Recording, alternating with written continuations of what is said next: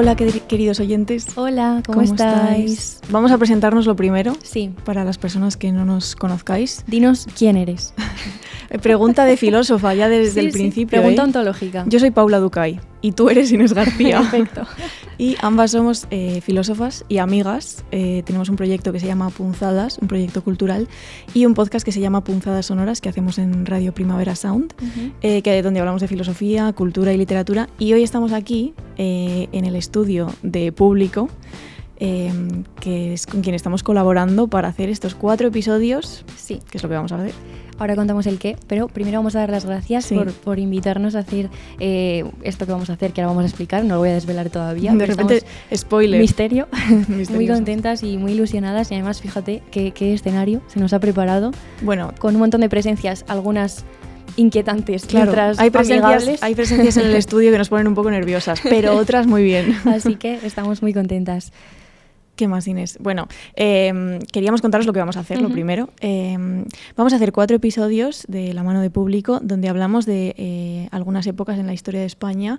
Esto es un poco a raíz de la celebración de los 50 años de democracia, porque se ha hablado muchísimo últimamente de lo peligroso que es que la gente joven no tenga información rigurosa y contrastada sobre estos periodos clave de nuestra historia reciente. Y más allá de todo este debate, creemos que lo que sucede es que existen ciertos relatos que están muy simplificados acerca de lo que ha sido nuestra historia, y apenas hay lugar en el discurso público muchas veces para el matiz y para el rigor, y desde muchos sectores pues se manipulan esos relatos sobre la historia, sobre la memoria, para servir un poco a intereses partidistas, a intereses políticos, y al final lo que tenemos es una especie de historia polarizada y muy simplificada, que la verdad es una pena con lo interesante que es explorar todas estas cosas. Entonces, una de las cosas que queremos hacer a lo largo de estos 4 episodios es precisamente incidir en que todas las coyunturas históricas y sociales son muy complejas, todas merecen que les dediquemos atención y pausa y lecturas, que es lo que hemos estado haciendo tú y yo, Inés. Justo. De hecho, comentaba Paula que había un debate últimamente, se han hecho muchos informes, muchas entrevistas, investigaciones sobre esta cosa de que los jóvenes... Se dice los jóvenes, que muchas veces varía un poco quién entra dentro de los jóvenes, ¿no? Pero nosotros entramos, diría. Bueno, yo cada vez más menos. Que tú, porque soy más joven que tú. Ya me ha llamado vieja.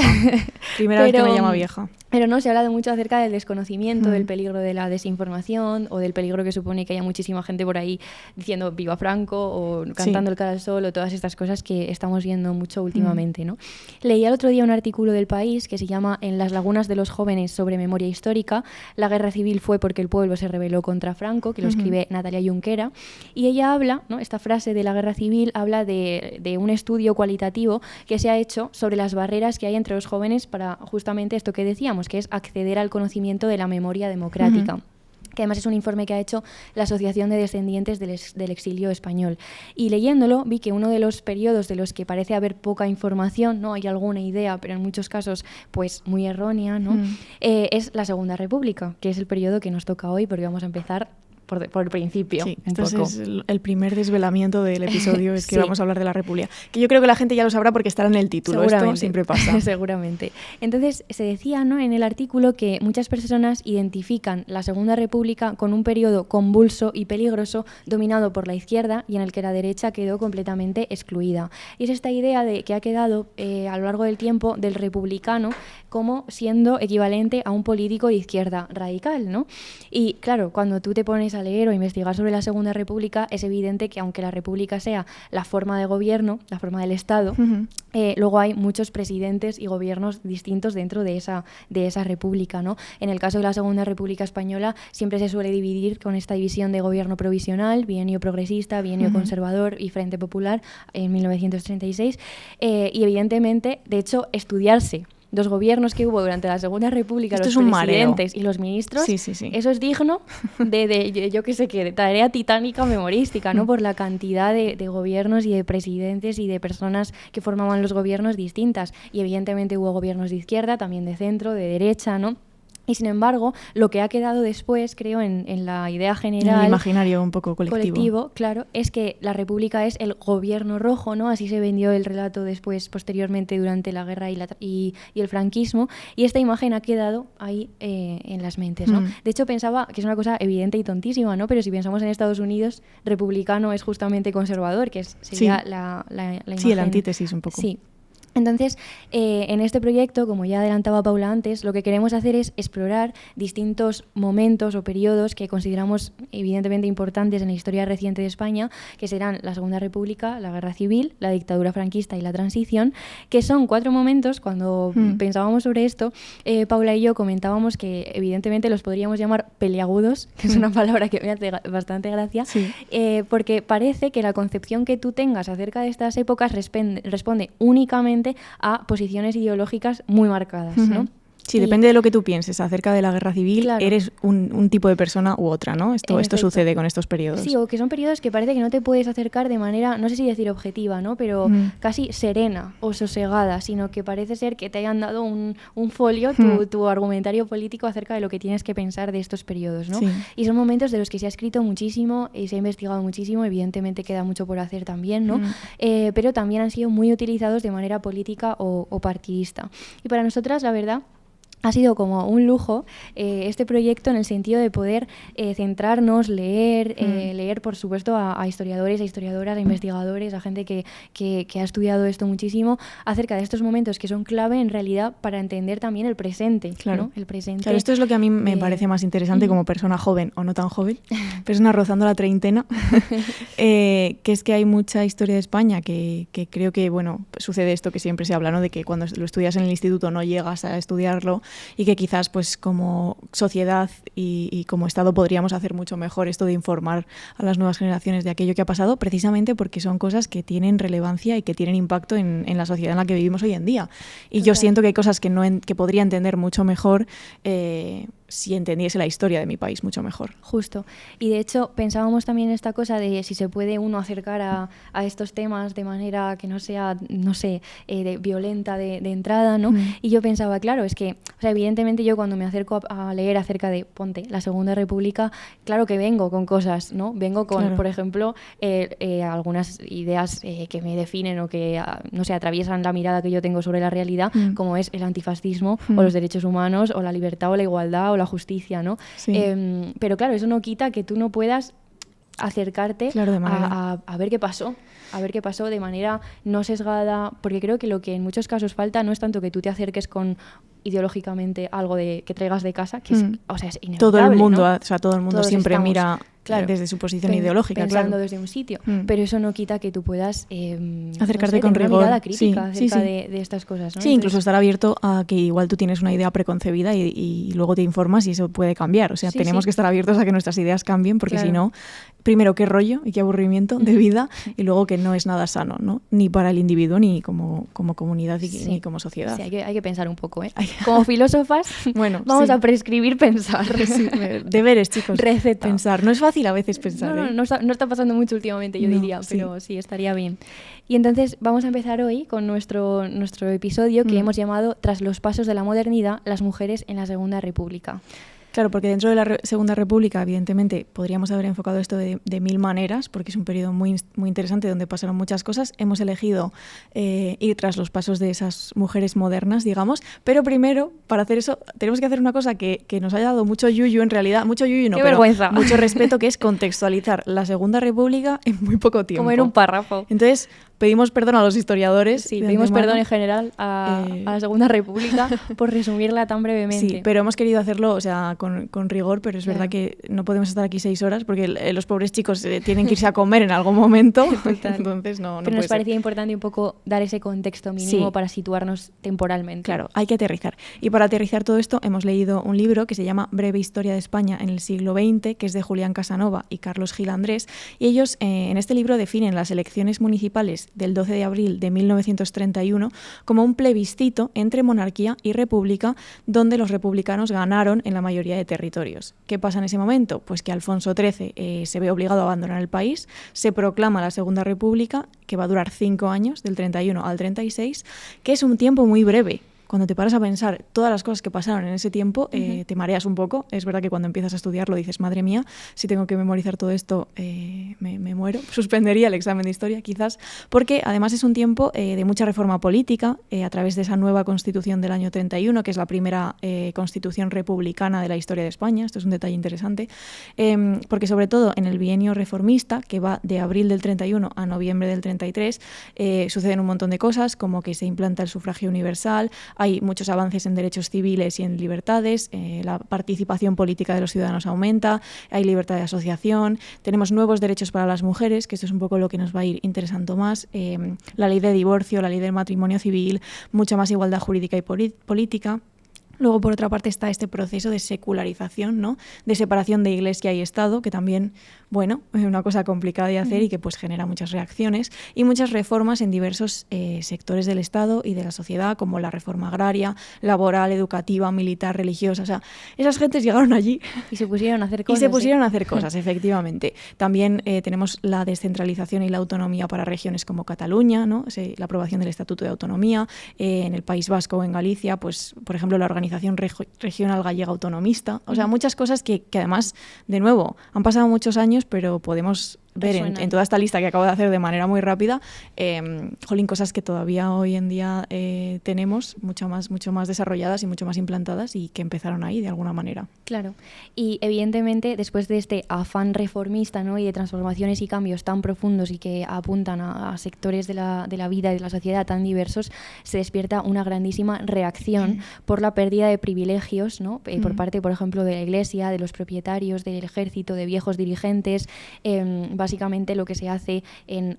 esto me hice yo en un documento de Drive, como a través de una tesis doctoral que leí, se iban poniendo las cosas que iban pasando en la Segunda República y me lo puse por colores, es verdad, ¿no? Sí. Pues reformas en un color, luego la reacción en otro color, y es fuerte ver así de manera cronológica de un vistazo cómo pasa todo el rato, que después de una reforma más tarde muchas veces aparece no la contrarreforma, ¿no? Sino un poco la parálisis o el matiz de dicha reforma. Por ejemplo, se habla del bienio conservador como este momento de la Segunda República en que se paralizan, como digo, muchas de estas reformas o se ralentizan cosas que se habían puesto en marcha. También es la Segunda República el momento en que se crean organizaciones de extrema derecha o fascistas como la Falange o la sección femenina de la Falange, que seguramente hablaremos mucho de esto durante nuestro episodio del franquismo. Y también hubo muchísimos conflictos sociales debido a problemas socioeconómicos y políticos que había en el momento, y también a esta polarización que hace ese choque, ¿no? Entre la reforma y la reacción, podríamos decir. Problemas, esto lo voy a resumir mucho, ¿no? Aquí hay muchísima bibliografía sobre esto. Problemas de orden público, protesta, represión, insurrecciones, asesinatos, incluso un intento de golpe militar, huelgas generales, los sucesos de Castilblanco, Arnedo y Casas Viejas, o la Revolución de Asturias, ¿no? Está bien que menciones los sucesos de Arnedo, siendo tú de Arnedillo. Eso iba a decir. Toda mi familia un pueblo es de Arnedo, a 10 minutos, sí. Sí, un suceso que la verdad que se ha hecho mucho trabajo para que haya memoria sobre él, y está, creo, muy presente allí y en general. Pero bueno, eso, podríamos entrar a contar la historia de todo esto pausadamente, no lo vamos a hacer, pero sí queremos que quede esta idea como de jaleo, ¿no? Sí. Básicamente jaleo. Jaleo. Sí, de hecho es una de las críticas que más se ha hecho posteriormente a la Segunda República, ¿no? Que no fue capaz de, no sé si generar cierto orden. Sí, como de canalizar todo eso, esa voluntad de cambio. Malestar social, sí. De hecho, Casanova y Gilandres en su libro dicen: la República, en definitiva, había encontrado dificultades para consolidarse y tuvo que enfrentarse a fuertes desafíos desde arriba y desde abajo. Pasó 2 años de relativa estabilidad, un segundo bienio de inestabilidad política y unos meses finales de acoso y derribo. Y es interesante esto que plantean los historiadores, de que se tuvo que enfrentar a desafíos desde abajo, como por ejemplo pues estas insurrecciones que acababan muchas veces en enfrentamientos con las fuerzas del orden público, protestas sociales por parte de anarquistas y socialistas, que eran grupos que exigían que esos cambios que se estaban dando se dieran de manera más profunda y de manera más rápida, que claro, no siempre es posible, ¿no? Y luego, pues desde arriba, escriben ellos, el golpe de muerte, el que la derribó por las armas, que es este golpe de Estado que sale de las Fuerzas Armadas y en parte de los poderosos, las personas que tenían el poder, que nunca toleraron la República porque porque se negaban a aceptar todas estas reformas y todas estas propuestas de cambio. Claro. Y una vez contextualizada hecho esta cosa que hemos hecho, pedimos perdón de nuevo. Sí. En este episodio, como ya hemos adelantado, queremos centrarnos en un aspecto muy concreto. Podríamos hacerlo de muchísimos otros, ¿no? La verdad que cuando te sumerges en toda esta literatura ves cuántas posibilidades hay, todas desde luego muy interesantes, pero nos vamos a centrar en la modernidad de las mujeres durante este periodo, ¿no? Hablaremos mucho de la mujer moderna y veremos qué significa y qué representa esta modernidad. Primero, queríamos empezar dando dos arquetipos de mujer, podríamos decir, que son contrapuestos y que son interesantes entenderlos como binomio porque se definen un poco como contradicción entre ellos también, ¿no? Que sería el ángel del hogar y la mujer moderna. Y en este sentido, una de nuestras referencias bibliográficas básicas del episodio ha sido una tesis doctoral de Rosa María Merino Hernández que se titula La Segunda República, una coyuntura para las mujeres españolas, cambios y permanencias en las relaciones de género. Y en ella, entre muchas otras cosas, la investigadora reflexiona acerca de esto que llama estereotipo o rol de mujer que está vigente durante este periodo histórico, ¿no? Y hemos elegido esta mirada de rol porque nos parece un punto de vista muy interesante filosóficamente. Nosotras, evidentemente, no somos historiadoras, hemos leído a muchas historiadoras y a muchos historiadores porque ellos son los que tienen que hacer este trabajo, ¿no? De contar cómo fueron las cosas. Pero nosotras no queríamos centrarnos tanto en dar fechas o datos concretos o en ser súper específicas históricamente, sino en esta idea de la subjetividad o de cómo se construyen las identidades, ¿no? Cómo van cambiando, cómo se proponen a lo largo de diferentes momentos históricos propuestas de identidad y relatos acerca de, por ejemplo, qué es ser una mujer o qué es una buena mujer, ¿no? Que van variando mucho y que se convierten también en un campo de batalla, ¿no? Esta cosa que se utiliza mucho, esta idea, sí, o esta expresión, para un poco definir políticamente otras muchísimas cosas, ¿no? Claro, nos ha parecido que esto tenía más chicha filosófica y también, jolín, nosotras a la hora de estudiarlo y de proponerlo para los oyentes, pues era más interesante. Entonces aquí vamos a ser dictadoras un poco del contenido. Aquí no hay otra salida. Aquí no hay otra salida, es el chicas. que es. Hemos elegido esto y esto es lo que tenéis para escuchar. Entonces, como vamos a ver a lo largo de este primer episodio, la Segunda República pues es una época de transformación en cuanto a cómo se concebía lo que debía o lo que podía ser una mujer. Y se pasa de un modelo tradicional de mujer a esta mujer moderna que Inés ya ha adelantado, ¿no? Entonces, queríamos contaros muy brevemente qué es el modelo tradicional de mujer, que yo creo que todas las oyentes tendrán en la cabeza más o menos lo que esto puede ser. Este ángel del hogar respondía a un modelo que concebía a la mujer como madre y como esposa, principalmente, que evidentemente estaba sostenido por unas estructuras muy desiguales en cuanto al género, ¿no? Las mujeres tenían unos roles muy concretos y los hombres tenían unos roles muy concretos y esos roles eran muy distintos, ¿no?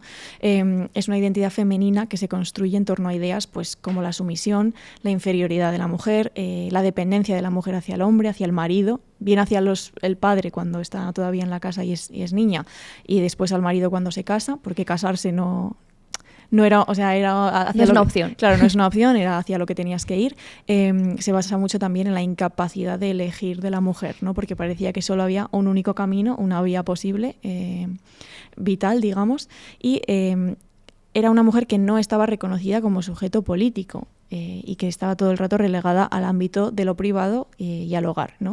Porque si a ti se te coloca como madre y esposa, pues evidentemente parece que tu ámbito es el de la casa, ¿no? Sí. Claro. Sin embargo, esta mujer moderna es una mujer que se concibe como sujeto pensante, capaz de tomar sus propias decisiones, no condicionada por los hombres que la rodean, que estudia, que trabaja y que va ganando visibilidad y reconocimiento, ¿no? En el ámbito público y, por supuesto, es una ciudadana con derechos políticos. Los derechos de estas mujeres se recogen en la Constitución Española de 1931, que además es una constitución muy interesante cuando los investigadores explican que se tiene que entender en un contexto en el que se están redactando otras muchas constituciones, ¿no? Como la de México, la de Weimar, que básicamente impulsan de manera increíble los derechos sociales y la democracia. Por eso esta época de entreguerras se ha considerado como una era de la expansión de la democracia, pese a que después, desgraciadamente, casi todas fueron sustituidas por dictaduras o regímenes totalitarios, ¿no? Sí. Y luego vino el drama. Luego vino mucho drama. Sí. Entonces, algunos de los avances que se recogen en esta Constitución, ya digo que también vamos a pasar rápidamente, ¿no? Es una Constitución muy interesante para pararte a ver todo lo que se fue haciendo, pero recoge, por ejemplo, el derecho a la igualdad política de las mujeres. En el artículo 25, donde se dice: no podrán ser fundamento de privilegio jurídico la naturaleza, la filiación, el sexo, la clase social, la riqueza, las ideas políticas ni las creencias religiosas. Además, hay un decreto por el que las mujeres pueden ser elegidas diputadas, ¿no? Ahí tenemos a Victoria Nelken, Clara Campoamor, ¿no? Todas estas mujeres increíbles, de las que hay además mucha documentación y acerca de su presencia en el Congreso. El sufragio femenino, ¿no? Hablaremos de ello al final del episodio, que se aprueba y todas votan por primera vez en 1933. La ley de divorcio, del matrimonio civil. Sí, luego también había muchas asociaciones y grupos feministas que surgen en estos años, como la Asociación Femenina de Educación Crítica, incluso comités dentro de partidos políticos, como el Comité de Mujeres contra la Guerra y el Fascismo, en el PCE, o la agrupación anarquista Mujeres Libres, de la CNT. O sea que este derecho a la asociación, pues también las mujeres aprovechan de alguna manera para reunirse y estar, bueno, que empezaban a ser sujetos más politizados, ¿no? También tenemos muchas mejoras en el ámbito educativo, que esto lo vamos a ver ahora con un poquito más de detalle, porque hay un aumento de la escolarización, sobre todo en el caso de las niñas, y hay cada vez más mujeres en institutos y en universidades, que esto pues evidentemente se celebra como buena noticia de la época, y poco a poco, a través de también esta mejora de su educación, van consiguiendo tener presencia en el mundo cultural, ¿no? Hay iniciativas como la Junta de Ampliación de Estudios, el Instituto Escuela, las misiones pedagógicas, que fueron súper importantes, y además es un tema, la verdad, bastante interesante y hay mucho escrito acerca de ello. La Universidad Internacional de Verano de Santander o la Residencia de Señoritas, que tiene un nombre como muy cuco, tiene un nombre muy, no sé, me lleva como a otra época inmediatamente, ¿no? Te imaginas a las señoritas. También es que la gente que iba ahí realmente eran señoritas. Claro, ¿no? claro. El pijerío. Sí, vemos que se mantiene mucho lenguaje, quizás que se nos haga más antiguo, pero que realmente eran instituciones donde las mujeres pues podían ir a estudiar y eso les daba otras vías y no solo la vía de, bueno, pues tú te educas y tienes que casarte con un señor, ¿no? También tenemos la incorporación de la mujer al mundo laboral, hay medidas favorables para las mujeres trabajadoras, como por ejemplo pues que se prohíbe despedir por maternidad y se empieza a aplicar en el año 31 el seguro obligatorio de maternidad, que es este acompañamiento a las mujeres obreras que iban a dar a luz. Que estas son cosas que, fíjate, como que de alguna manera seguimos luchando por ellas, no porque se implanten evidentemente, pero porque se mantengan y no se destruyan y se mejoren, sí, que es curioso ver esta progresión también. Claro. Y ahora vamos a ver quién es esta mujer moderna, más allá de los derechos que están recogidos para ella en el ámbito más político, podríamos decir. Vamos a preguntarnos dónde estudia, dónde trabaja, en qué gasta su dinero o qué aspecto tiene, ¿no? Nos vamos a imaginar entre todas a una mujer. Sí. Vamos a dibujarla. Vamos a hacer un ente. Un ente. Un ente abstracto. Sí que estamos filósofas, ¿eh? Si sí nos ponemos a hacer entes, sí. ¿Dónde estudia? ¿no? Nuestra primera pregunta. Aquí hemos leído varias cosas, iremos citando algunos artículos y otros seguramente los dejaremos por ahí en algún sitio para que veáis. ¿Habrá alguna bibliografía en algún sitio? Sí, por si una os bibliografía apetece, muy larga. Sí, por si os apetece profundizar en todas estas cosas. Total. Y uno de los artículos que hemos leído en el ámbito de la educación es uno de Raquel Vázquez Ramil, que se llama Entre el suelo y el cielo, la educación de la mujer durante la Segunda República, ¿no? Entre el 31 y el 36. Y es que la situación de la educación durante la Segunda República cambió mucho porque anteriormente, en la dictadura de Primo de Rivera, había habido mejoras en el ámbito educativo, como la construcción de muchos edificios que estaban destinados a la educación, o por ejemplo la reducción del analfabetismo, cuyas tasas eran altísimas. Sin embargo, se entendía de forma muy conservadora la educación y todavía muy ligada a la religión. Con la Segunda República se produce básicamente una gran modernización y se instaura el ideal de escuela pública, gratuita, laica, democrática y mixta, ¿no? Y este ideal cree en valores concretos como la igualdad, la solidaridad, la modernidad y no defiende, no quiere adoctrinar a gente, sino formar, ¿no? Eso también, todo el cómo se construye pedagógicamente todo este ideario tiene mucho que ver con la influencia, por ejemplo, de la institución libre de enseñanza. Esto nosotras lo estudiamos en la carrera de filosofía, ¿te acuerdas? En pensamiento español. Por supuesto, no me acuerdo, Inés. El krausismo, todo este un poco constructo de pensamiento que influyó muchísimo en toda la... Fíjate que me suena más de la investigación que hemos hecho para hacer este episodio que de la carrera, que por supuesto Yo las pocas veces que iba a clase se me olvidaba lo que me enseñaban y entonces esto, pues sí. mi cerebro pocas cosas absorbía. Esto es muy interesante ver cómo las ideas, los valores y las influencias de pensamiento que están recogidas aquí. Entonces, Vázquez Ramil explica en el artículo que aunque en la Segunda República se otorgan derechos políticos a las mujeres, está la idea de que la igualdad real no se puede alcanzar sin educación, ¿no? Un poco la diferencia entre lo que se recoge en la Constitución y la realidad, cómo plasmar eso en el mundo real y en la vida de las personas concretas. Entonces, la educación era fundamental para transformar la sociedad, así que se pensó que era necesario que las niñas fueran también educadas y que partieran del mismo lugar de los niños, que era una cosa que no había pasado previamente, ¿no? Había un porcentaje menor de población escolar femenina, o a las niñas se les había un poco orientado hacia una educación muy concreta que tenía que ver en muchos casos con el hogar y no tanto con otros ámbitos del conocimiento. Justamente con este ideal de mujer de ángel del hogar, ¿no? Previamente.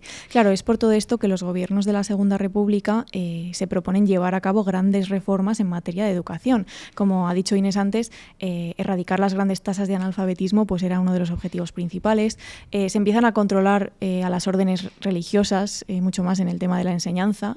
No vale que solo la educación se canalice a través de de estas vías, digamos. Se renuevan los programas de formación, se implantan muchas colonias escolares, bibliotecas circulantes, universidades populares, teatros ambulantes y estas misiones pedagógicas que hemos mencionado antes, que servían para llegar a zonas rurales o aisladas, donde quizá los niños y las niñas pues previamente no habían tenido tanto acceso a una buena educación y además a una educación laica, gratuita y promovida por el Estado en ese momento. Sí, que es lo que tú decías antes, que las misiones pedagógicas, se ha escrito mucho sobre ellas. A mí es una idea que me emociona muchísimo. Hombre, tú siendo la defensora de la ruralidad. Me parece que es una idea increíble, ¿no? Y pues que tenía muchísima importancia y que de hecho creo que es una idea que podríamos aplicar incluso todavía hoy.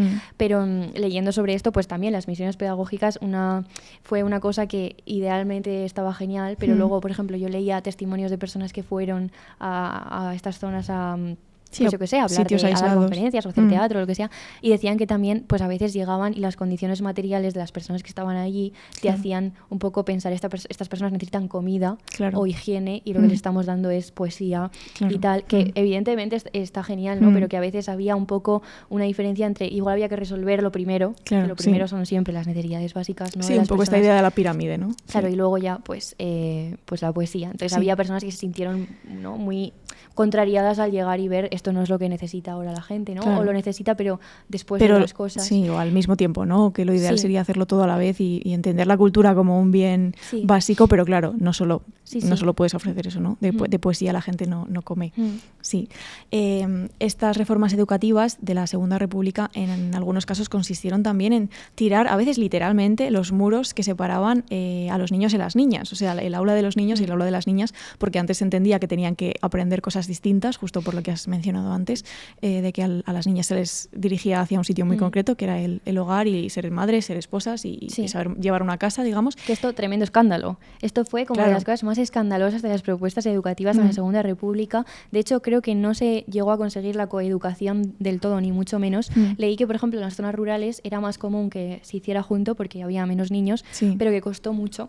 En muchos casos se siguió manteniendo un poco esa diferenciación porque era como porque a nivel también cataclisma de imaginario, ¿no? De la gente a la que, de los padres quizás incluso sería como que complicado. Se había corrompido todo por el hecho de que los niños y las niñas pudieran compartir espacios, ¿no? Es fuerte como esos muros literales y metafóricos que se tenían que tirar, que estaban muy arraigados en las mentes de las personas. Sí, no, pero jolín, es interesante destacar que algo que ahora damos por una cosa totalmente natural y normalizada, por lo menos desde mi punto de vista, pues se intentó en este momento, ¿no? de gran reforma educativa.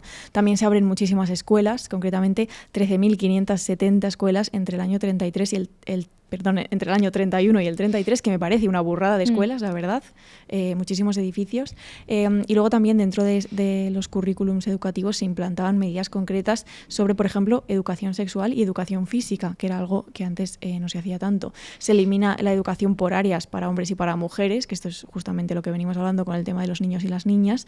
Y entonces, claro, para las chicas esto supone la posibilidad de acceder a campos que antes les estaban vetados, como por ejemplo las ciencias, porque podían ir más allá de la formación doméstica, que es de nuevo, respondía a este ideal de ángel del hogar, ¿no? Que siempre tenemos que tenerlo, creo, cuando hablamos de la mujer moderna, pues como contraposición, ¿no? Como lo contrario. Claro, y es que lo fuerte no es solo que un poco se dejara a las niñas lejos de la ciencia pensando en que para qué, ¿no? Si tienen que atender al ámbito del hogar, sino también por la propia percepción más subjetiva que había de que la mujer es sensible, que la mujer no tiene capacidad para acceder a ese tipo de áreas de conocimiento. O sea, había, no sé si llamarlo un prejuicio, pero un argumentario alrededor de qué es la mujer, de qué es capaz y de qué no es capaz, que es que se le consideraba en muchos casos incapaz de simplemente entender. Claro, inferior intelectualmente o no tan capaz de razonar como el hombre, ¿no? Claro, que sirve también como argumento para tú estate con lo tuyo, con la sensibilidad, con las cosas que... Claro, con atender a los niños. Claro. Sí, es verdad, es un poco ir rompiendo con esta dicotomía de el hombre es el poseedor de la razón y la mujer es la poseedora de lo emocional, claro, ¿no? Totalmente. Sí. De hecho, por eso a tantas niñas que querían estudiar o que podían estudiar se les llevaba al ámbito de ser maestra, de la educación, porque leía algunos textos de la época que era como para explotar su potencial maternal, ¿no? Claro. O sea, era un poco todo el rato esta construcción subjetiva muy, muy concreta. Claro. Hay un libro que se llama Diana o la educación de una niña, de Leonor Serrano, que era una inspectora y una referencia en el ámbito educativo en Barcelona, que es un manual de mujer republicana que tiene mucho que ver con esta idea que estamos aquí planteando de la mujer moderna, porque se trata, se dice en este manual, de una mujer que tiene formación doméstica, puede tenerla, ¿no? Pero también profesional, que puede ser madre, pero que puede decidir no serlo, ¿no? Y que incluso si decide ser madre, puede compaginarlo con una carrera profesional, ¿no? Estaba aquí esta cosa. No es que de repente sean mujeres que niegan o que rechacen la maternidad, ni mucho menos, sino que pueden decidir. Claro. Es un poco siempre la idea que está ahí, ¿no? Bueno, es que la capacidad de decisión ya era una novedad, ¿no? Una posibilidad en este nueva. sentido. Sí. Y más allá de la escuela primaria, esto solo por dar alguna pincelada, ¿no? Pero las niñas después empiezan a poder acceder a la enseñanza secundaria y superior, aunque evidentemente en una muchísima menor medida y se dieron pasos muy pequeños, por ejemplo, en el acceso universitario. Pero es muy chulo en esta primera época del siglo XX, también anteriormente, cómo se había dado pues la primera mujer médica, la primera mujer que estudia tal, ¿no? Claro. O sea, hay muchos hitos en este sentido de mujeres que pudieron acceder a aulas donde nunca habían podido hacerlo, ¿no? Y claro, ¿por qué es importante esta enseñanza secundaria y superior más allá de la primaria? Porque permite que las mujeres puedan acceder a distintas profesiones. Claro, aquí el hecho de tener una formación te permite muchas cosas. Por ejemplo, la vida fuera del hogar, que decíamos, pero también la independencia económica. Y en claro, ese sentido, que la dependencia económica de la mujer es un poco... Lo que te ata de manera más... Claro. Siempre hay que atender a las condiciones materiales en cualquier cosa que pensemos y esto no lo podemos dejar de lado. No son solo ideas que flotaban por el aire acerca de qué es una mujer y qué es un hombre, sino que está materializado. Claro, la estructura estaba construida de esta manera. Claro, y como digo, el acceso a las aulas universitarias fue lento y estuvo muy marcado por esto que decíamos de las carreras que se consideraban femeninas. Por ejemplo, en el ámbito sanitario, pues enfermera o matrona o ginecóloga, vale, porque está cerca de lo que tú eres y conoces, ¿no? Sin embargo, ya otras cosas, imagínate la cosa más, la ingeniería o las cosas más tecnológicas. No, fíjate que esto sigue pasando. Se hacen un montón de campañas para que las niñas tengan referentes de que evidentemente son capaces de estudiar carreras más tecnológicas, ¿no? O sea, que todavía seguimos rompiendo con un prejuicio sobre la capacidad de las mujeres que aquí también es que una de las cosas que a mí me llamó la atención una vez terminamos un poco el guión y el episodio es ver todos los avances que se hicieron durante la Segunda República, pero evidentemente no es una cosa de chasquear los dedos y ya somos todas libres y emancipadas, sino que hay cosas que no se llegaron a romper del todo, que todavía hoy tenemos, y cosas que se implantaron que tampoco fueron del todo buenas para las mujeres, que todavía seguimos teniendo hoy en día, ¿no? Que luego lo vamos a ver. Lo veremos. Que responde un poco a esta idea que queríamos también dejar muy clara de lo complejas que son las coyunturas históricas y de lo importante que es mirarlo todo con lupa y de manera pues lo menos sesgada posible y pues eso, de manera crítica, digamos. Una cosa que gusta mucho a los filósofos. Queríamos seguir un poco hablando de esta mujer moderna que no solo estudia y no solo fue capaz se le permitió acceder a enseñanza pues mejor y superior y todo esto, sino que también enseña. Y es que una de los arquetipos y de las imágenes que tenemos de la mujer moderna en la República es la maestra republicana, que es una imagen que nosotras nos acercamos a ella a través de un documental que se llama Las maestras de la República, de Pilar Pérez Solano. Que le dieron un Goya.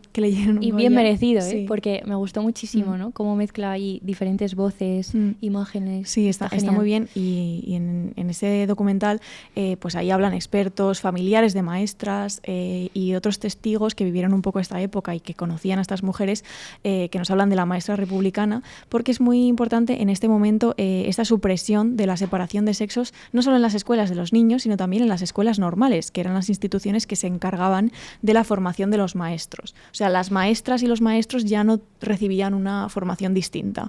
Se consideraba que se podían juntar esas aulas, y estas maestras son muchas veces un símbolo de la emancipación femenina, de esta mujer moderna a la que estamos intentando imaginar o dibujar, porque son mujeres independientes que tienen esta formación cualificada, que son cultas, que cambian también su manera de vestir, porque todos estos cambios se reflejan en la imagen, evidentemente, que muchas veces viven solas, que son económicamente independientes, y son estas mujeres, justo lo que ha mencionado antes Inés, algunas de estas mujeres se las enviaba a sitios rurales o a sitios aislados, ¿no? Con estas misiones pedagógicas, con estas escuelas nuevas que se construían, y muchas veces los habitantes de esos lugares no estaban acostumbrados a ver ese tipo de mujer, ¿no? Claro, me acuerdo, creo que era un historiador, un experto que hablaba en el documental, que decía, se les mandaba a los destinos más difíciles, ¿no? En el sentido de que de repente te vas a un sitio súper aislado, sola, a un lugar en que llegas y pareces un animal mitológico, claro, ¿no? De repente eres una cosa que nunca han visto. Sí. Claro, eres un tipo de mujer muy, muy diferente a esta mujer más tradicional, al arquetipo más tradicional, y todo el trabajo que ellas hacían en esos sitios, que me parece que incluso más allá de... Tenía la sensación viendo el documental, ¿no? Más allá de la enseñanza, y que existiendo ya estaban haciendo una gran labor, que es mostrar a las niñas otra posibilidad, ¿no? Otra manera de existir, que quizá de no tener... Esto siempre se habla mucho de la importancia de los referentes, ¿no? De cuando ves que algo existe puedes decir, yo quiero ser así, yo quiero parecerme a ella, ¿no? Claro, es que tenemos que imaginar que pues, no sé, una imagen, una estampa de una niña mirando a su maestra fumando un cigarrillo. O con los labios pintados. Los labios pintados después de dar clase, o vestida con ropas más sueltas, más ligeras, más cómodas, pues lo que para esas niñas tuvo que suponer, que luego en realidad da mucha pena, porque si piensas en lo poquito que duró la Segunda República y en lo que vino después, pues evidentemente las aspiraciones que podían generar esas maestras a esas niñas pues se vieron cercenadas, ¿no? Sí, bueno, y la violencia con la que se aniquiló a esas maestras de manera literal a veces y metafórica en otras, ¿no? Pero fueron muy represaliadas, tuvieron que exiliarse, o sea que fue una existencia muy efímera. Corta, muy efímera, sí, por desgracia. Y ellas llevaban a las aulas también los valores de la República, ¿no? Que decíamos, esta idea de la escuela pública, laica, la idea un poco democrática, y ellas mismas, y esto me encantó cuando leíamos sobre esto, portan y son agentes de ese cambio y de esa modernidad, ¿no? Ellas como llevando una mochila tremenda y tan importante, encarnan esta nueva mujer que tiene una nueva identidad distinta, como decíamos, y en un periódico de maestros de la época que se llamaba El Magisterio Español se habla de la labor de las maestras y dice que ellas tienen que llevar la luz de la República a todos los hogares, ¿no? A llevar a cabo la transformación cultural. Otro de los textos que leímos es de Carlos París, que es un catedrático de la Universidad Autónoma de Madrid, que se llama el texto, que creo que es una conferencia transcrita, creo recordar, se llama Educación y Cultura en la Segunda República, y quería traerlo aquí para acabar el tema de la educación, porque al final del texto el investigador se plantea qué sería de nuestro país si se hubiera seguido ese camino, ¿no? Este camino de las maestras republicanas, y dice, en lugar de ser interrumpido por la inundación de la barbarie, y propone este ejercicio melancólico de historia de ficción, ¿no? Que lo llama así, también no solo para quedarnos anclados en esta idea nostálgica de lo que podía haber sido, o de incluso idealizar algo que no fue, ¿no? Porque evidentemente se dieron muchísimos pasos, pero como estamos diciendo fue muy corto, muy breve, y no se pudo como profundizar un poco en todas estas ideas y reformas, ¿no? Entonces, traspasar un poco esta mera nostalgia para recuperar, lo llama ese latido, ¿no? De esa propuesta que él también, como persona que trabaja en el ámbito de la educación superior, creo que decía cosas como que todavía tenemos muy pendiente muchas cosas que en ese momento se señalaron como necesarias, ¿no? O sea que... Sí, en el documental creo que también se decía, creo que el último testimonio, que es de esta profesora de la Universidad de Valencia, me parece, que decía, haríamos bien en recuperar el espíritu de las maestras republicanas para nuestro propio sistema educativo público, ¿no? Completamente. Sí, como la idea es que sobre todo creo para mí lo que más ha quedado de goteo de todas estas ideas es como la idea de autonomía del niño como una persona que puede acercarse al mundo y al conocimiento y conocer y entrar de manera como acompañado pero libre a la vez. Sí, pero no adoctrinado. Muy distinto, evidentemente, a la educación religiosa, imagínate, que tiene que ver con... Sí, que vino después. Sí, que todo lo contrario, ¿no? La violencia, la disciplina. Letra, ¿cómo era? Lo de la letra con sangre entra, toda esta... ¿no? Que ya hablaremos en el episodio del franquismo, pero vamos, que me parece una idea súper actual y que todavía... tenemos que pensar por ahí, claramente. Claro, no, totalmente. Y entonces, ahora queríamos preguntarnos dónde trabaja esta mujer. ¿Ya ha estudiado? Ya ha estudiado. Ahora trabajar. Y ya ha trabajado porque los maestros trabajaban, pero queríamos ver quizás otros tipos de trabajo que se daban en la República. Para ello hemos leído un artículo de Gloria Anielfa que se llama La incorporación de las mujeres a los nuevos mercados laborales en España, secretarias y oficinistas, porque estaban las maestras que se iban al pueblo perdido a enseñar a los niños, y luego estaban también pues toda esta nueva generación de oficinistas, secretarias, mecanógrafas, porque uno de los cambios más relevantes para las mujeres de la República, y que tiene mucho que ver con esta idea de mujer moderna, es esta incorporación de la mujer al mercado laboral, donde se da también pues una renegociación de los roles de género, todo esto que venimos diciendo, que se abren nuevos caminos para ellas, y además en estas oficinas a donde las mujeres llegan casi por primera vez, se da una convivencia de mujeres de distinta procedencia social, que eso también provoca un intercambio, ¿no? Y también expande, digamos, los universos femeninos de las propias mujeres. Hay mujeres de clase media que encuentran en la oficina la posibilidad de ganarse la vida con un trabajo fuera de la casa, y luego hay muchas familias obreras que de repente tienen acceso a empleos mejor pagados o mejor considerados, ¿no? Que es pues esto, ir a una oficina, ser secretaria, ser mecanógrafa, y entonces se entiende a estas mujeres como mujeres emancipadas que conquistan un espacio que era tradicionalmente masculino, que era la oficina, ¿no? Entonces rompen con este estereotipo de las mujeres de clase media que están incapacitadas para ganarse la vida y que tienen que esperar a que aparezca un hombre que las rescate o que las saque de su casa y de la vigilancia paterna, que parecía que esa era la única salida, ¿no? La llegada de un novio, la llegada de un posible marido, y pues se va viendo poco a poco que eso no tiene por qué ser así. Claro, y para que veamos cómo interaccionan todos estos ámbitos, ¿no? Que no se pueden entender las cosas de manera separada, este acceso al mundo laboral supone otras muchas cosas. Por ejemplo, romper con esa idea de la mujer como una criatura destinada únicamente a ser madre y esposa, ¿no? Esto que tú decías, la búsqueda de un marido ya no es lo único que tu única aspiración, lo único que tienes que hacer como mujer joven, ¿no? Sino que nos podríamos preguntar dónde queda la idea de matrimonio o cómo es sacudida por este nuevo esquema, ¿no? ¿Acaso se abandona la idea de que las mujeres tienen que casarse y formar una familia? Pues claramente no. Claro, no era que de repente todo el mundo estuviese contentísimo con que las mujeres fuesen secretarias y ya. No, claro, estas mujeres modernas que empiezan a desempeñar trabajos que antes solo hacían los hombres, siguen viviendo en un mundo conservador en este sentido. Su presencia en las oficinas desafía los esquemas y las reglas de un mundo tradicional y no lo rompen del todo, ¿no? Claro. De hecho, estaba pensando, es que incluso estas reglas tradicionales que podríamos asociar al matrimonio o a la idea de la pareja, todavía estamos reflexionando sobre ellas ahora. Sí, no, totalmente. Estamos haciéndolo y quizá hay una gran ruptura ya con esta idea del matrimonio como única posibilidad vital, pero bueno, ojo, ¿no? Ojo lo que todavía tenemos ahí. Sí. Entonces, en ese momento, por supuesto, el matrimonio sigue muy presente. De hecho, es muy interesante la prensa. Maravilloso. La prensa es muy interesante. Maravilloso lugar, la prensa de este momento, ¿no? Sí. Para poder, qué bien se ve todo esto, también con imágenes, con textos. Pues esta prensa se hace eco del número de mujeres empleadas en la oficina. Por ejemplo, traíamos una cita donde se dice: modernas mujercitas que valerosamente afrontan la vida y vencieron una enconada lucha contra el hombre, al que más tarde habrán de rendirse, ¿no? Esta cosa de que el objetivo sigue siendo casarse o el objetivo o la meta, pero parece que las mujeres ahora tienen una oportunidad de hacer algo más por el camino. Podríamos decir afrontar la vida primero, ¿no? Y luego se les marca el segundo momento como el de rendirse al hombre, que también llega más tarde, ¿no? En este caso. Efectivamente. Me encanta lo de modernas mujercitas. Tú eres una moderna mujercita, Inés. ¿Tú dirías? No, hombre, yo creo que un poco sí, ¿no? Claro. También que en el lenguaje, qué paternalismo, ¿verdad? Sí, se nota. Bueno.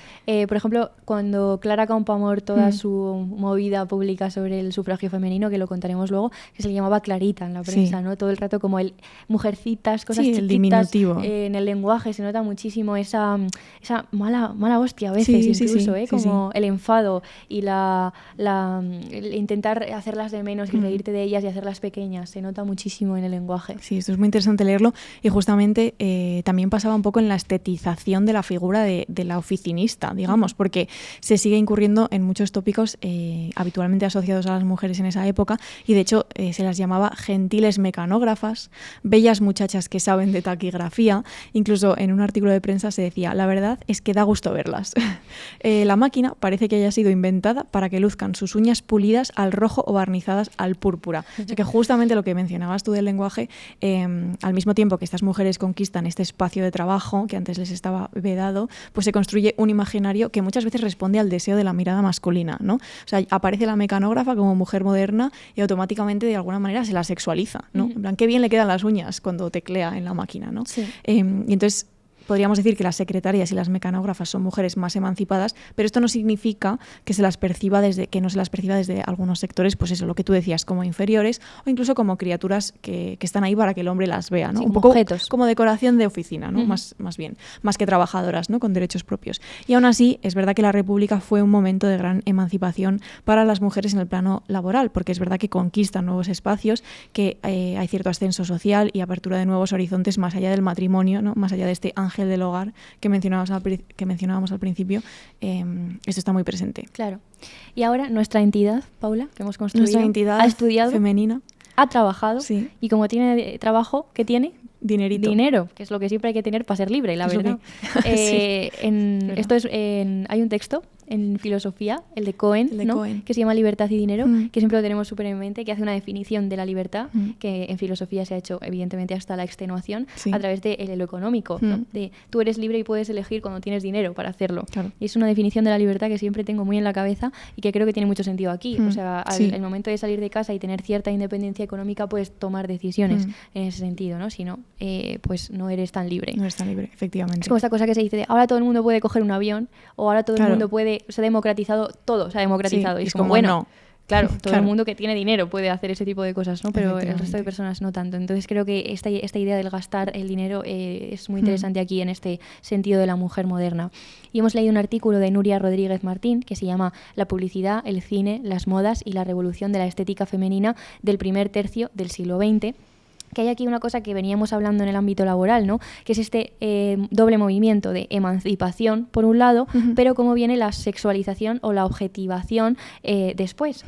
Y esto se ve genial en el ámbito del consumo y la publicidad, que es otro ámbito fascinante visualmente de esta época. Yo soy muy fan de la publicidad en general, he de decir. Es una pasada. Quitando la parte de consumismo exacerbado, que eso no me gusta, pero los anuncios publicitarios de las épocas me parece que es una muy buena manera de ver reflejados, ¿no? Los valores y lo que estaba sucediendo a nivel social. De hecho, otra de las referencias que hemos tenido bibliográficas es un artículo que está en la página del Museo Reina Sofía que habla de las mujeres en la Segunda República y se llama Modernas, así en mayúscula, y está muy guay porque te ponen recursos, obras de arte, ya sean canciones incluso, sonoras, visuales, muchos carteles del archivo del museo, y tienes ahí todo un texto que explica súper bien esta idea de modernidad, y luego vas viendo ahí artículos, textos, ¿no? Y está súper guay. Si queréis verlos, os animamos un montón.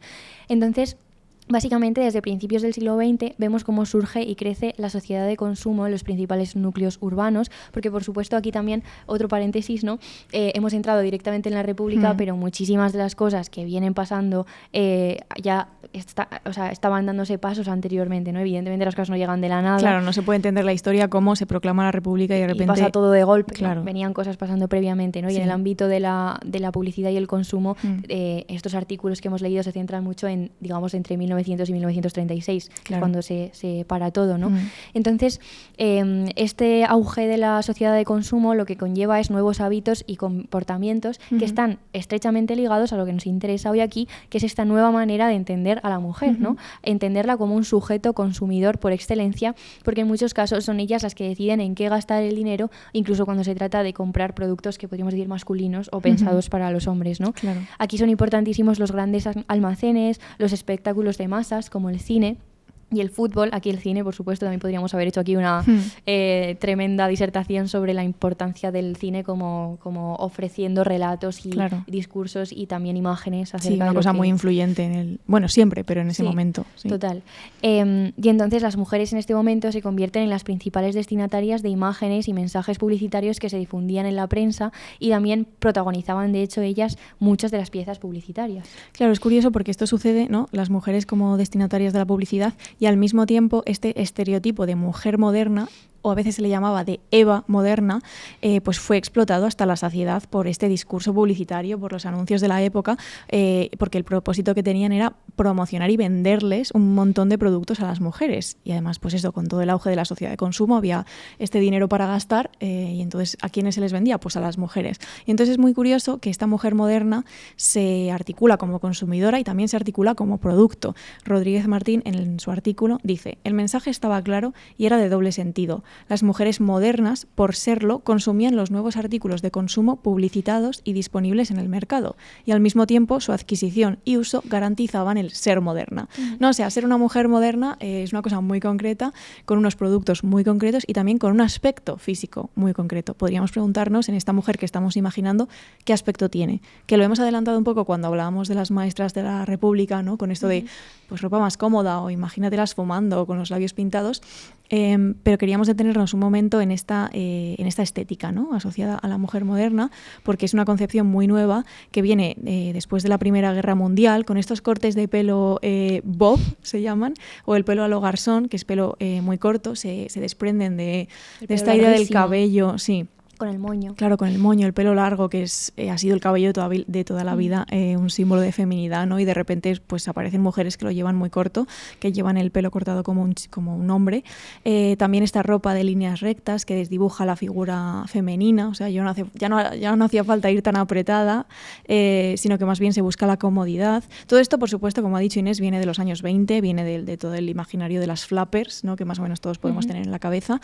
Y la publicidad, como decíamos, es uno de los medios que más populariza este pelo corto, por ejemplo, porque en los anuncios sale mucho esta figura que se heredera de los años 20 de las personas, de las mujeres con el pelo corto, cortado a lo garzón, y este cambio en la estética podríamos entenderlo como una forma de revolución y de modernización, porque es verdad que llevar ropa más cómoda, creo que nadie puede decir que es una cosa mala, ¿no? Bueno, como lo de llevar ropa deportiva, claro. También era una transgresión increíble. Sí, justamente porque además el deporte, de nuevo, otra cosa de la que podíamos haber hablado, de cómo el deporte se convierte para las mujeres en una forma de ocio legítimo, ¿no? Que antes quizá pues no lo era tanto.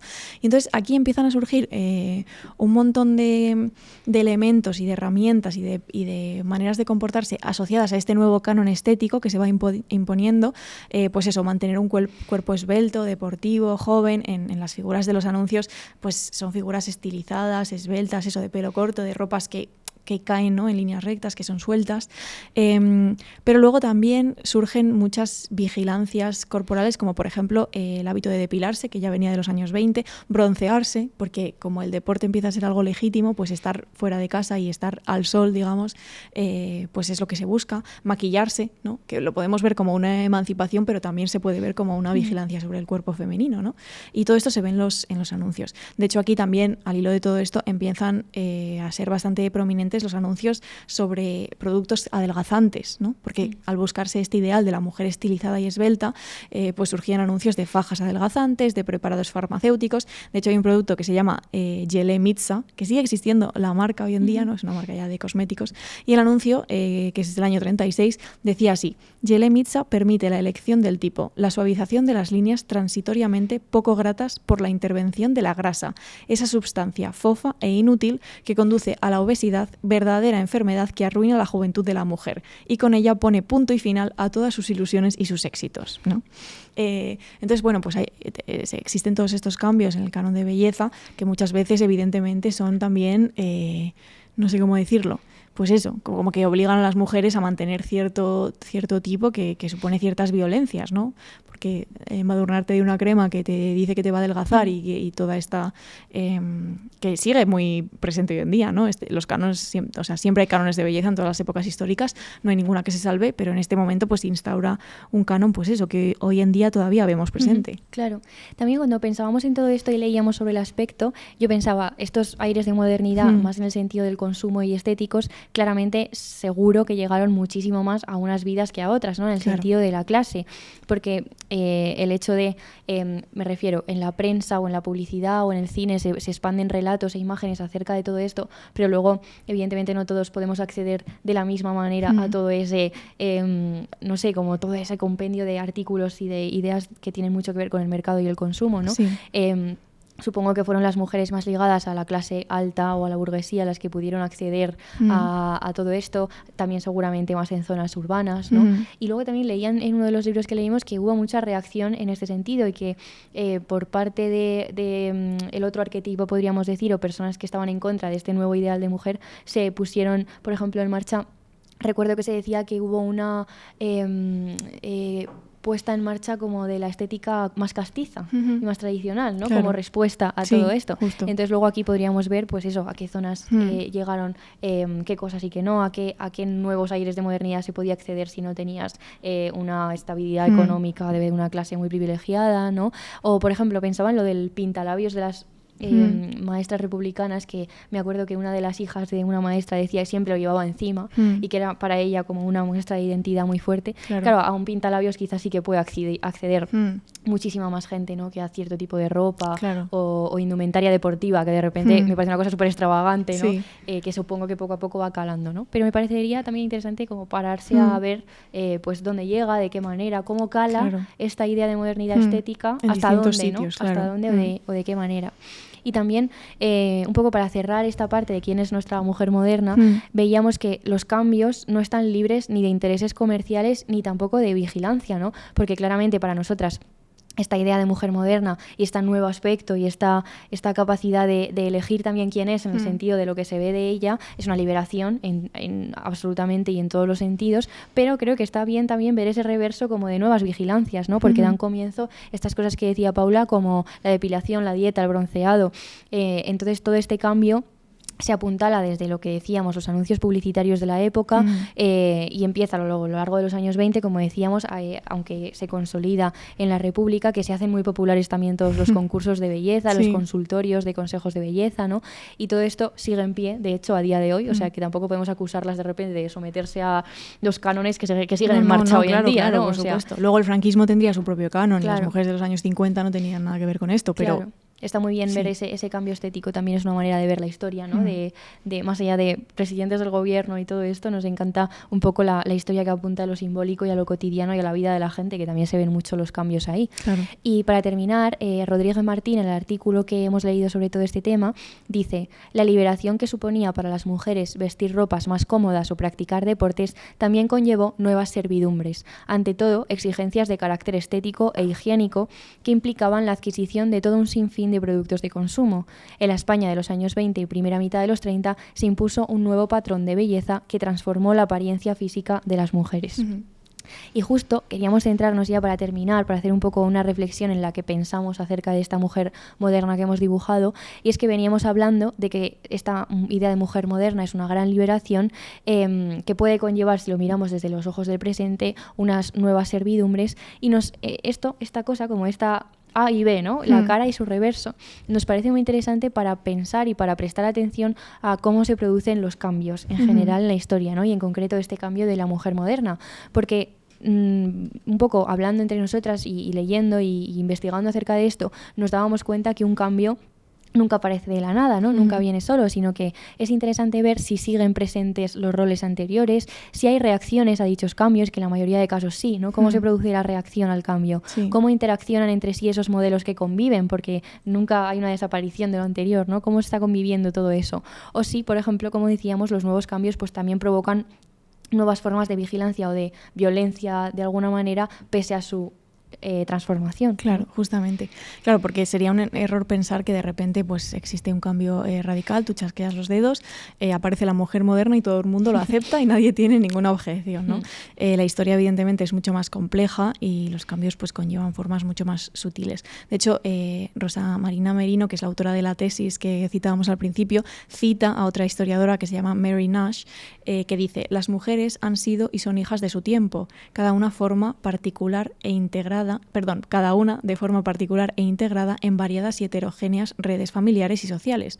Se han relacionado y han crecido en espacios y tiempos diversos, cavando diferencias, subrayando semejanzas. Por ello, dice Nash, es preciso abandonar el terreno de los esencialismos, de las identidades sin historia, y preguntarse de dónde surgen las identidades, cuándo aparecen y a qué objetivos sirven. Que es un poco esto que decíamos de ir con la lupa, ¿no? De alguna manera. Claro, es esta idea de que la realidad es muy compleja y los cambios y transformaciones llevan su tiempo, así que sería para nosotras una forma de idealización defender esto que decíamos, ¿no? De repente durante la Segunda República se produjo el advenimiento de la mujer moderna, ¿no? Pues también nos parece pues una forma un poco simplificada de ver todo esto y quizás es mucho más interesante en general ver un poco qué hay por detrás y prestar realmente atención a los detalles, que es verdad que es abrumador porque aquí te pones a leer sobre la mujer moderna y hay tantos ámbitos, tantas maneras posibles de acercarte a esto.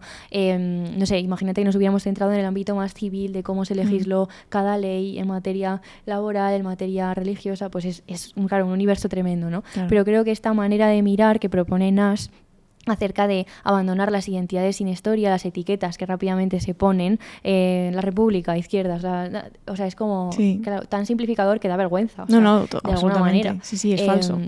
Entonces nos gustaba mucho esta idea de pensar en los cambios a través de, pues evidentemente, una propuesta de abandono de un modelo tradicional que es súper valioso, sobre todo porque propone una idea de mujer que seguimos, creo, defendiendo hoy en día y queda mucho por defender, que puede ser, pensar y hacer de una manera totalmente nueva, ¿no?, a lo que se había conocido anteriormente. Y Merino, en la tesis, dice: pese a estos aires de libertad, la característica que marca la Segunda República es la convivencia entre el modelo de mujer sumisa y relegada al papel de madre y esposa y el modelo de mujer moderna, disfrutando de su libertad, ¿no? Como estas dos cosas antagónicas que también a veces los binomios son muy simplificadores, pero bueno, nos sirve para ver ese choque. Es que son dos cosmovisiones antagónicas completamente, ¿no? Claro. Dos maneras de ser y de hacer pues que no convergen en ningún punto.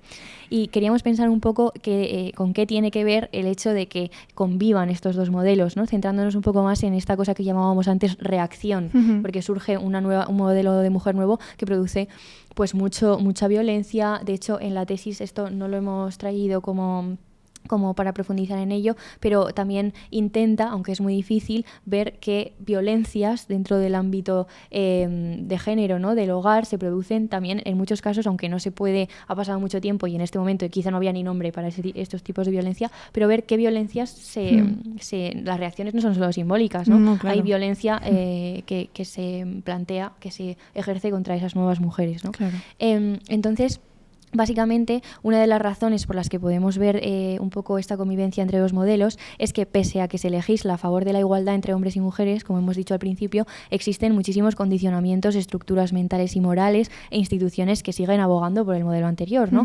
Por ejemplo, como hemos dicho, el matrimonio y la maternidad siguen siendo una meta para la gran mayoría de mujeres, ¿no? Y la soltería sigue estando muy mal vista. De nuevo, temas que seguimos hablando hoy en día. Y como todo cambio, además, y esto creo que siempre es la reacción fundamental, implica la pérdida de privilegios para muchos, ¿no? Y esto despertó pues mucho malestar. Dice Merino: en el corto periodo republicano resultó realmente difícil desmontar una sociedad basada en la preponderancia masculina que, por supuesto, no tiene intención de ceder ni un milímetro de poder ni dejar de gozar de sus privilegios.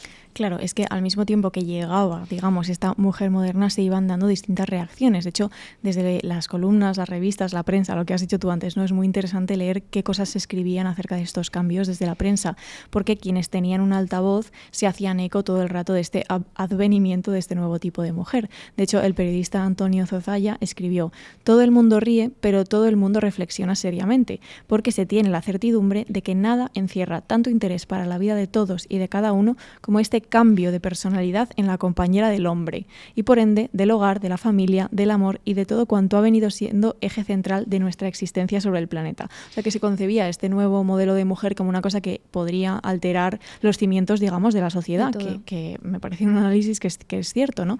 Y me parece muy curioso que Zozaya escribe ese: todo el mundo ríe, todo el mundo reflexiona, porque se daban distintos tipos de reacciones y algunas de ellas, ante las chicas que cambiaban su estilo o que se cortaban el pelo, eran de burla. O sea, había mucha risa acerca de estas tías de que van cortándose el pelo corto, encima terminan como con el bello cabello de las mujeres, ¿no? Que tantas alegrías nos ha dado.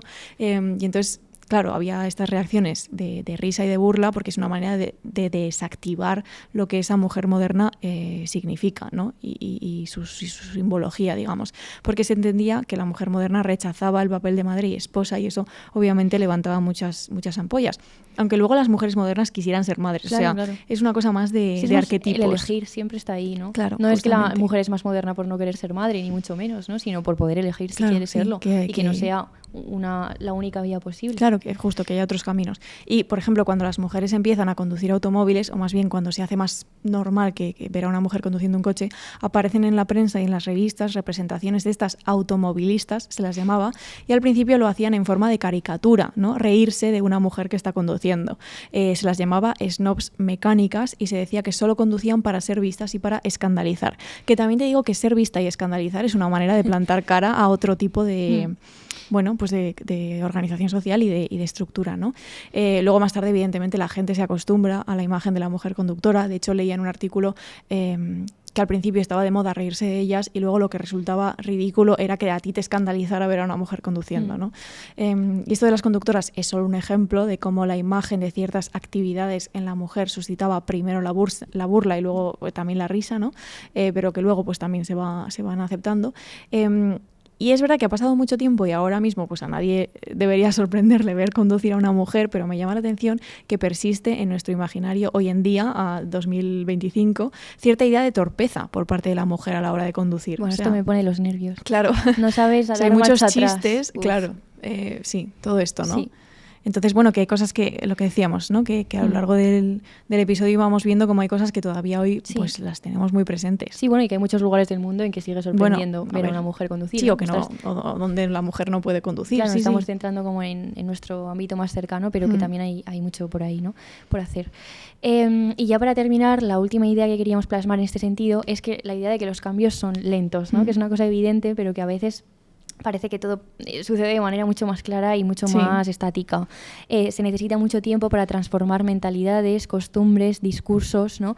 Dice Merino en la tesis, para poder llegar a disfrutar del nuevo marco que se abría ante las mujeres, estas deberían estar preparadas cultural, social y educacionalmente en la libertad que se les ponía a su alcance y que hasta entonces les había negado, convirtiendolas en ciudadanas de segunda. Claro, hay una idea siempre, me parece, en este contexto de la Segunda República, de que no es lo mismo lo legislativo o lo teórico que lo real. Entonces tú puedes tener reconocido un derecho del que, primero, nunca has podido disfrutar, por tanto, ni siquiera eres consciente y quizá no sabes cómo ponerlo en marcha, ¿no? O sea, hay una cosa de aprendizaje, de poder disfrutar y ser consciente de todo aquello que de repente te reconoce un papel, ¿no? O sea, que me gusta como ese trabajo de a veces la ley puede ir antes que en muchos casos, ¿no? Sí, a veces pues al revés. O al revés, sí. Pero la ley puede aparecer en un contexto en el que hay gente que primero no quiere aceptarlo y segundo otra no puede estar preparada o lo de antes. Necesitamos referentes para ver cómo eso se pone en marcha, ¿no? Claro. Y para terminar, queríamos acabar con un momento icónico de la Segunda República que creemos que marca genial como toda esta idea sutil que veníamos hablando, de la idea de la sutileza y de cómo los cambios pues presentan muchas variantes que hay que tener en cuenta, ¿no? Muchas variables, y es el debate entre Victoria Kent y Clara Campoamor en el Congreso el 1 de octubre de 1931. Tu cumple. Me hace ilusión, voy a decirlo, que sea el 1 de octubre porque el 1 de octubre siempre pasan muchas cosas, ¿no? A lo largo de la historia han pasado cosas y muchas veces malas relacionadas con un señor que hay por ahí. Y entonces me hace ilusión que las chicas estuvieran hablando en el Congreso de una cosa tan interesante y un debate tan paradigmático. De hecho, si no lo conocéis, hay un montón de, si buscas en YouTube y así, vídeos y representaciones un poco de ese debate. Que yo sepa, no está grabado, o por lo menos yo no lo he podido encontrar, no sé si existirá por ahí, en audio o tal. Sí que pues se pueden acceder a los textos de cada una, a sus discursos, que son muy cortitos y además es tan genial leerlos, es una pasada, como verdad cómo hablaban y la modernidad de su pensamiento. Hay cosas que te recuerdan a un tiempo anterior, evidentemente han pasado 100 años, ¿no? Claro. Pero son tan modernas en su pensamiento, son perfectas, ¿eh? Las amas, a las chicas. Encantan. Sí, es verdad que no hemos hecho en este episodio como de repente una cosa más biográfica de centrarnos en vidas concretas, luego al final proponemos algunos nombres, pero me han entrado unas ganas de leerlas, como de leer sus textos, no solo acerca del sufragio ni mucho menos, ¿no? Sino ¿no? ¿Cómo pensaban estas personas? Que hemos leído más quizá María Zambrano por el ámbito filosófico, que seguro que la traemos en otro momento aquí, pero bueno, yo soy fanática de Clara Campoamor ahora mismo. Hombre, a ver, no es para menos. De hecho, te digo. Vamos a hacer aquí un teatrillo, que es la representación. Paula va a ser Victoria Kent. Yo me pedí Victoria Kent. Y yo me pedí Clara Campoamor. Claro. Y entonces vamos a... Es que yo sabía que si yo me pedía Clara Campoamor iba a haber pelea en casa. Y no tengo pelea ya... en casa, ¿eh? A estas alturas del año, estamos casi que no estamos.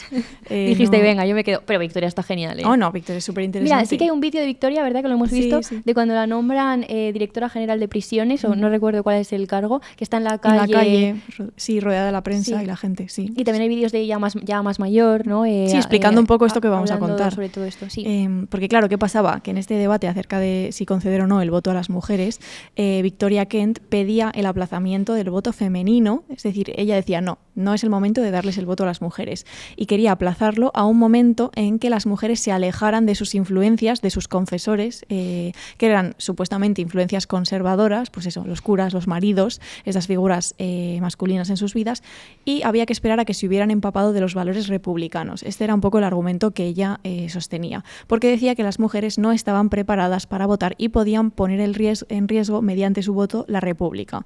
Dice en su discurso: creo que no es el momento de otorgar el voto a la mujer española. Lo pido porque no es que con ello merme en lo más mínimo la capacidad de la mujer, señores diputados, no es cuestión de capacidad, es cuestión de oportunidad para la república. O sea, todo su argumentario en realidad va en defensa de la república. Lo que pasa que, bueno, la manera que elige para hacer eso, pues hoy en día nos puede parecer cuestionable, pero hay que entenderlo también en el momento en el que ella hace este discurso, ¿no?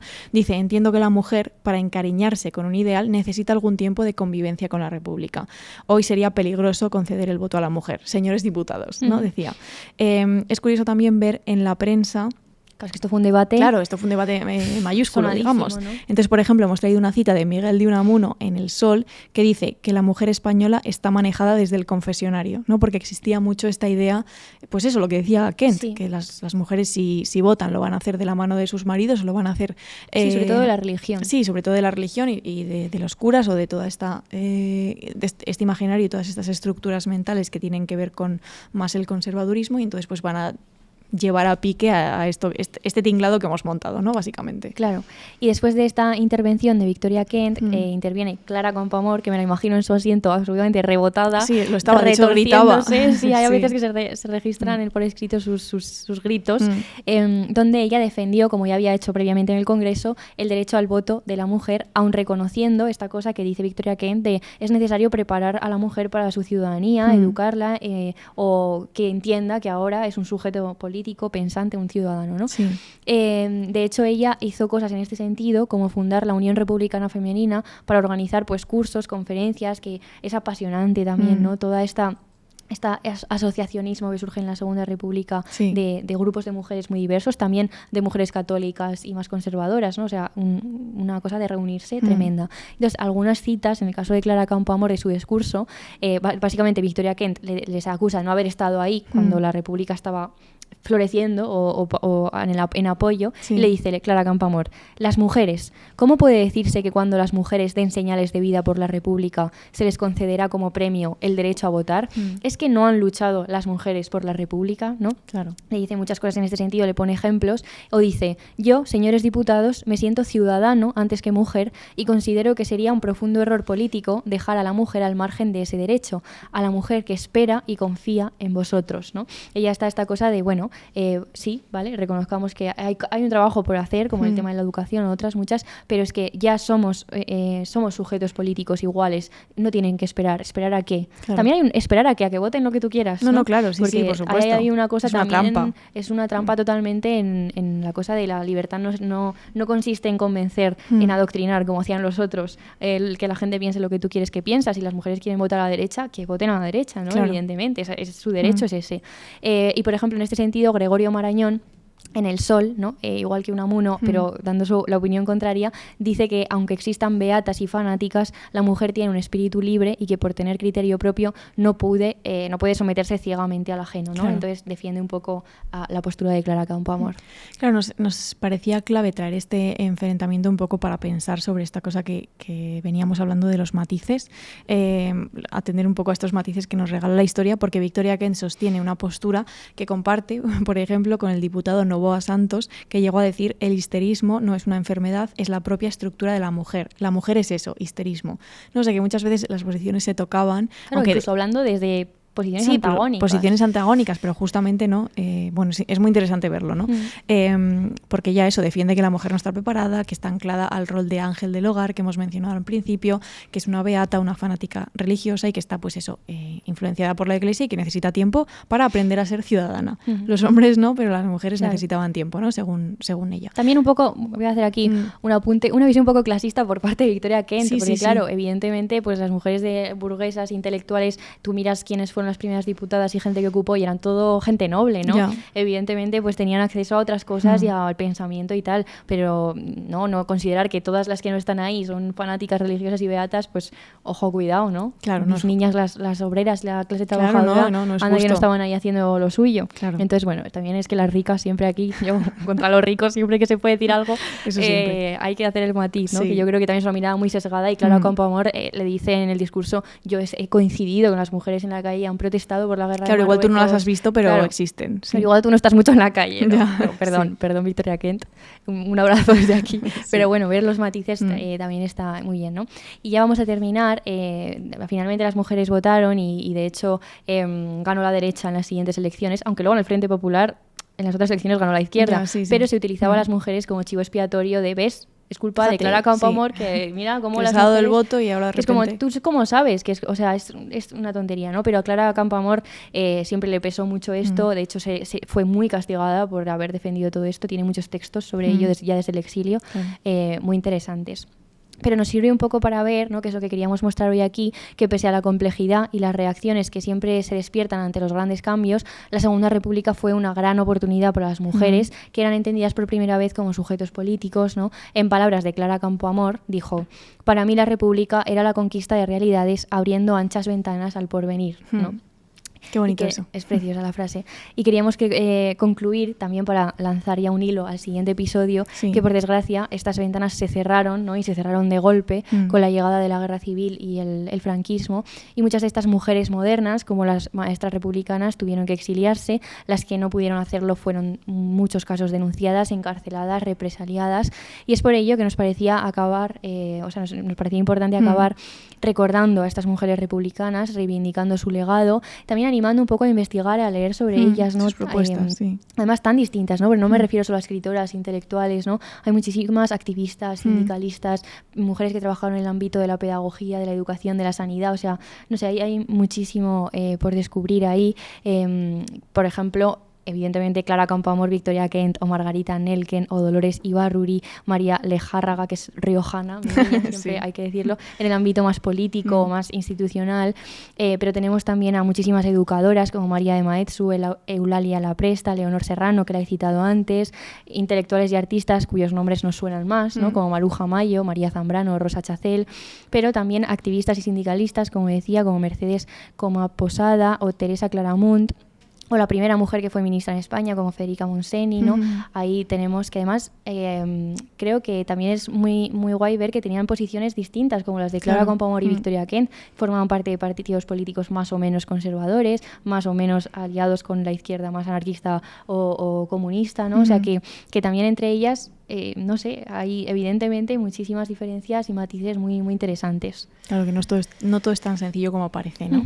Entonces nada, por ir cerrando e ir despidiéndonos, queridas oyentes, creo que tenemos que tener en cuenta que tenemos más en común con el ideal de la mujer moderna de la República que quizás con algunas mujeres actuales que ocupen cargos políticos o incluso posiciones de poder, y nos parece muy clave también pues resaltar esa aniquilación de esta idea de mujer moderna que llevó a cabo el franquismo y que veremos en otros episodios, para un poco recordar que los derechos que damos por sentados no deberíamos darlos por sentados y siempre hay que defenderlos, y esa defensa creemos que pasa un poco también por entender de dónde vienen y de dónde venimos. Sí, o gracias a quién tenemos derechos, efectivamente. Al sacrificio de quién tenemos derechos que damos por totalmente sentado, por como sentado. Si hubieran estado aquí de siempre, ¿no? Sí, hacerlo con rigor y de manera crítica. Sí.